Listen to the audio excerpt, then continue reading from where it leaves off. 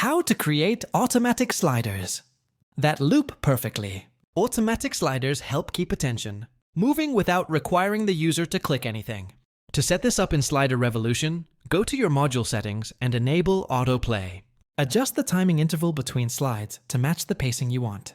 If your slider has a limited number of slides, make sure the loop option is turned on. This makes your last slide automatically transition back to the first, creating a smooth, infinite loop.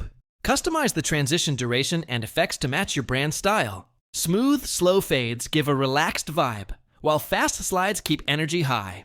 It's also smart to enable pause on hover for better user control, especially on desktops. That way, users can stop the loop if they need more time to read or engage. Automatic sliders are perfect for storytelling, product showcases, testimonials, and more. Want pre-configured loop sliders?